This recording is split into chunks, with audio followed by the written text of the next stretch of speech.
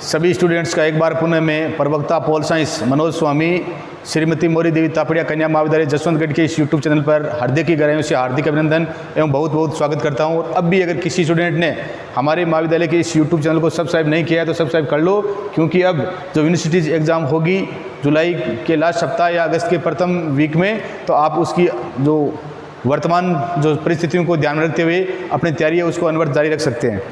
हमारी आज की क्लास है ये BA final year pol science की आईआर इंटरनेशनल रिलेशन अंतर्राष्ट्रीय संबंध है, इससे संबंधित है। और इसमें हम आज अमेरिकी जो विदेश नीति है इसकी विशेषताएं, अमेरिका की जो विदेश नीति है इसकी विशेषताएं हैं उनकी हम चर्चा करेंगे। Salient features of US foreign policy, salient features of US United states of America की जो फॉरेन पॉलिसी है उसकी हम इस क्लास में चर्चा करेंगे।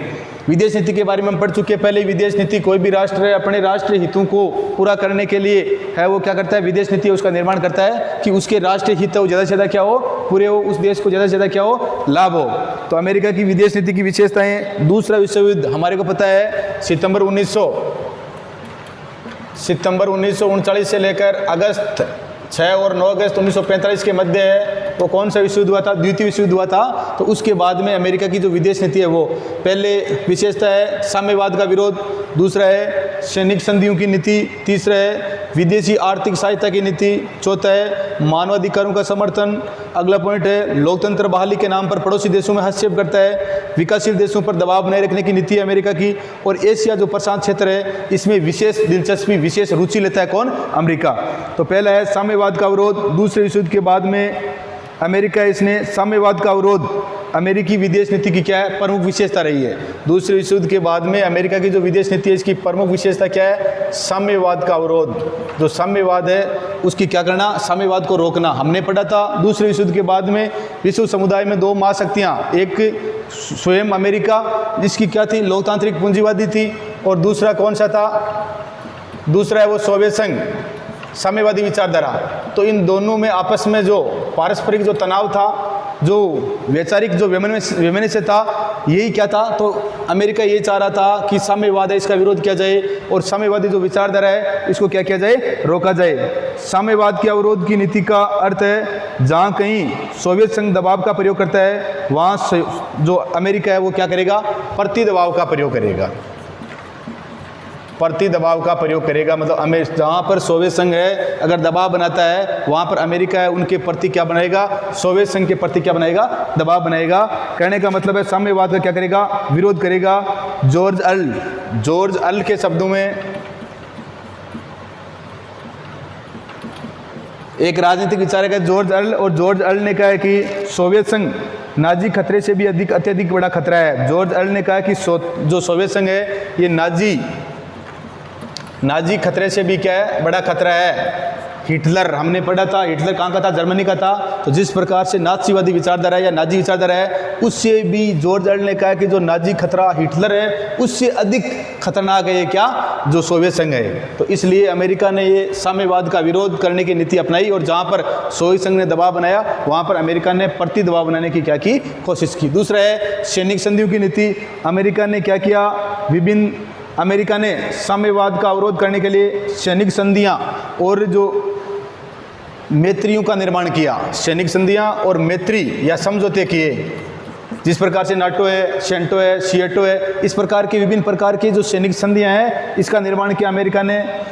रियो संधि है, नाटो संधि है, सिएटो संधि है, इसमें प्रमुख नाटो है, सेंटो संधि है, सिएटो है, बगदाद समझौता है। तो इस प्रकार की अमेरिका ने बहुत सारी क्या की, सैनिक संधियां की, और इसमें ये प्रमुख है रियो संधि, नाटो संधि, एंजस संधि, सीटो संधि, बगदाद संधि। और अमेरिका है इसने एक अपना राज्यों का जो संगठन ही बनाया है, ओएएस। अमेरिका ने अपने राज्यों का भी क्या बनाया है, एक संगठन बनाया है, ओएएस, अमेरिकी राज्यों का संगठन है। और जो नाटो है, नाटो की स्थापना अमेरिका ने, ये अमेरिका का ही प्रमुख सैन्य संगठन है, अमेरिका इसमें प्रमुख है। इसकी नाटो की स्थापना अमेरिका ने कब की थी? 4 अप्रैल 1949 को की थी। और इसका नाटो की स्थापना करने का कारण यही था कि साम्यवाद को क्या करना, रोकना। तो विभिन्न प्रकार की जो सैनिक संधियां हैं उसका निर्माण किया गया, मैत्री संधियां की गई, और इसमें नाटो सबसे प्रमुख है। और AIS, ये OAS है, अमेरिकी राज्यों का क्या है, संगठन है। अगला है विदेशी आर्थिक सहायता की नीति। अमेरिका ने विदेशी आर्थिक सहायता अमेरिकी विदेश नीति का अभिन्न अंग है। और अमेरिका ने विभिन्न प्रकार के जो विदेशों की सहायता करने के लिए विभिन्न प्रकार के कार्यक्रम चलाए, और उसमें जो प्रमुख कार्यक्रम है वो है आर्थिक सहायता द्वारा राष्ट्रों को आत्मनिर्भर बनाना। आर्थिक सहायता के द्वारा जो विभिन्न राष्ट्र है उन राष्ट्रों को क्या बनाना, राष्ट्रों को आत्मनिर्भर बनाना। आर्थिक सहायता के द्वारा राष्ट्रों को आत्मनिर्भर बनाना, विभिन्न प्रकार का आर्थिक सहयोग देना इनको, आर्थिक और तकनीकी सहायता देकर, आर्थिक और तकनीकी सहायता देकर साम्यवाद है इसको कम करना। आर्थिक व तकनीकी सहायता देकर जो साम्यवादी विचारधारा है इस विचारधारा का क्या करना, कम करना। तो अमेरिका ने विभिन्न जो देश है उनकी क्या की, आर्थिक रूप से, तकनीकी रूप से सहायता की, और वहाँ के आर्थिक और सैनिक सहायता, और उन देशों को आर्थिक और सैनिक सहायता भी दी। उन देशों में विभिन्न प्रकार के बंदरगाह है, विभिन्न प्रकार के सैनिक अड्डे हैं, विभिन्न प्रकार के हवाई अड्डे हैं, वो भी अमेरिका ने क्या किए, स्थापित किए अपनी आर्थिक नीति के। अगला है मानव अधिकारों का समर्थन। अमेरिका ने जो मानव अधिकार है इनका क्या किया, समर्थन किया। अमेरिकी विदेश नीति की प्रमुख विशेषता है मानवाधिकारों का समर्थन करना। अमेरिकी जो विदेश नीति है इसकी प्रमुख विशेषता है जो मानवाधिकार है इसका क्या करना, समर्थन करना। विश्व में जो मानव है उनके अधिकार है उनका समर्थन करना, ये अमेरिका की प्रमुख विशेषता है। कार्टर ने, जिमी कार्टर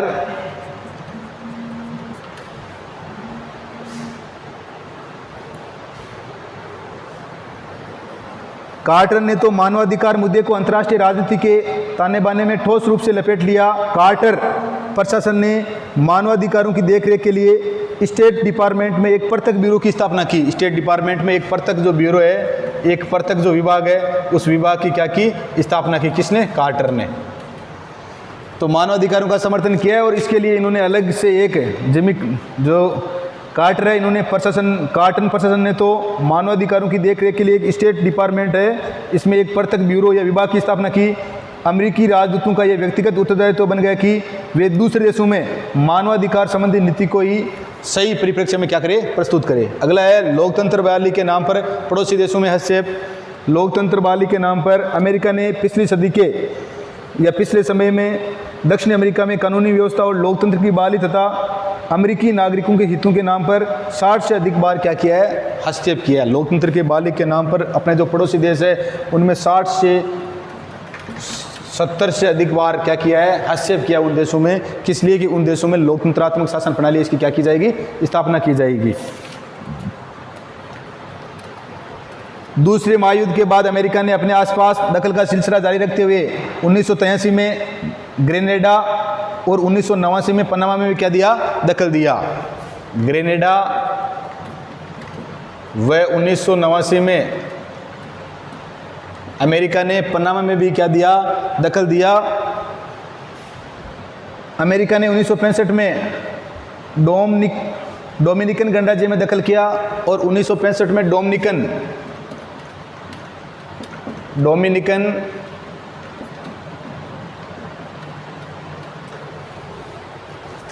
अमेरिका ने 1965 में डोमिनिकन गणराज्य में भी दखल किया। 1965 में जो डोमिनिकन गणराज्य है उसमें भी क्या किया, डोमिनिकन गणराज्य में भी अमेरिका ने दखल किया। तो इस प्रकार से अमेरिका लोकतंत्र बहाली या शासन प्रणाली में परिवर्तन करने के लिए विभिन्न जो देश है उसमें क्या करता रहा, ये हस्तक्षेप वो करता रहा। अगला है विकासशील देशों पर दबाव बनाए रखने की नीति। अमेरिका की जो विदेश नीति है वो है अमेरिका विकासशील जो देश है उन पर दबाव बनाए रखने की नीति अपनाए हुए हैं। उदाहरणार्थ रूस और भारत, उदाहरण अमेरिका है विकासशील देशों पर दबाव बनाए रखने की नीति बनाए रखता है, जिस प्रकार से रूस और भारत के बीच क्रायोजेनिक इंजन और उससे संबंधित तकनीक उपलब्ध कराने संबंधित समझौता हो जाने के कारण अमेरिका ने इसके अंतर्गत पहले ही बदले की कार्रवाई के रूप में भारत के अंतरिक्ष संगठन इसरो तथा रूस के संगठन को 2 वर्ष के लिए क्या कर दिया, काली सूची में डाल दिया था। दोनों भारत और रूस है, इनके मध्य जो क्रायोजेनिक जो इंजन है इसको लेकर जो समझौता हुआ था, इसको लेकर अमेरिका है वो अमेरिका ने भारत के इसरो और रूस की जो है उन दोनों संस्थाओं को क्या कर दिया, काली सूची में डाल दिया। तो अमेरिका है वो विकासशील देशों पर दबाव बनाए रखने की नीति भी रखता है। अगला है एशिया प्रशांत क्षेत्र में विशेष दिलचस्पी। अमेरिका की एशिया प्रशांत जो क्षेत्र है इसमें विशेष दिलचस्पी है। पिछले लगभग 1 दशक में एशिया प्रशांत क्षेत्र का तेजी से विकास हुआ है और 21वीं सदी एशिया की सदी होने के कारण 21वीं सदी वो एशियाई सदी के होने के अनुमान लगाए जा रहे हैं। इसके कारण इस क्षेत्र में अमेरिका ने ऐसा अनुमान लगाया जा रहा है कि 21वीं जो सदी है वो किसकी सदी होगी, एशिया की सदी होगी। और इसके कारण अमेरिका ने इस क्षेत्र में भी एशिया प्रशांत जो क्षेत्र है इसमें भी काफ़ी क्या ली है, दिलचस्पी ली है। शीत युद्ध की समाप्ति के बाद एशिया प्रशांत क्षेत्र में अमेरिका की बढ़ती दिलचस्पी का कारण भी यह है कि यूरोपीय साझा बाजार के देश अब अमेरिकी माल और पूंजी के बाजार अब यूरोपीय साझा बाजार होने के कारण यूरोपीय बाजार है वो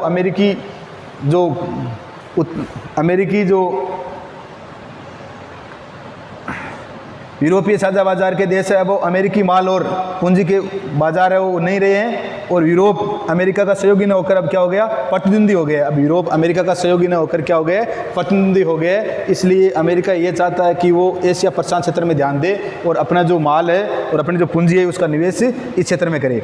एशिया प्रशांत क्षेत्र में अपनी उपस्थिति बनाए रखने के लिए राष्ट्रपति क्लिंटन ने 1993 में अमेरिका के प्रशांत तटवर्ती नगर सिएटल में एशिया प्रशांत आर्थिक सहयोग के 15 सदस्य देशों का शिखर सम्मेलन आयोजित किया और क्लिंटन ने कहा कि एशिया प्रशांत क्षेत्र में जो हो रहा है, एशिया प्रशांत क्षेत्र में हो रहा आर्थिक विस्फोट हमारे लिए चिंता का विषय है और भय भी है कि रोजगार और बाजार दोनों एशिया के देश क्या कर लेंगे, हमारे से छीन कर ले जाएंगे। तो इस प्रकार से हमारी ये जो क्लास थी वो अमेरिकी विदेश नीति की जो विशेषताएं हैं उससे संबंधित थी। अमेरिका की विदेश नीति क्या है, salient features of US foreign policy है। और इसमें हमने अमेरिका दूसरे विश्व युद्ध के बाद, दूसरा विश्व युद्ध है सितंबर 1939 से लेकर अगस्त 1945 के मध्य हुआ था, उसके बाद में हमने वो अमेरिका की जो किस प्रकार की फॉरेन पॉलिसी है इसकी हमने चर्चा की। और इसमें इन्होंने सबसे प्रमुख साम्यवाद का विरोध किया है, विभिन्न प्रकार की सैनिक संधियाँ की है, समझौते किए, विदेशी जो आर्थिक विभिन्न देशों की आर्थिक सहायता की है, मानवाधिकारों का अमेरिका ने क्या किया है, समर्थन किया है कि किसी भी देश है लोकतंत्र वाली के नाम पर जो पड़ोसी देश है उसमें हस्तक्षेप किया है। और विकासशील देशों पर दबाव बनाए रखने की नीति भी रही है अमेरिका की। और एशिया प्रशांत क्षेत्र में भी विशेष दिलचस्पी इसने अमेरिका ने ली है। तो इस प्रकार से ये आज की हमारी क्लास है वो अमेरिकी विदेश नीति की विशेषताएं हैं। और यहाँ से 2 नंबर वाला क्वेश्चन, 4 नंबर वाला क्वेश्चन और बड़ा क्वेश्चन भी काफ़ी बार आया है एग्जाम में यूनिवर्सिटीज़ के, तो इसको उसी प्रकार से प्रिपरेशन कर लेना और वीडियो को लाइक शेयर और सब्सक्राइब कर देना। धन्यवाद। जय हिंद, जय भारत।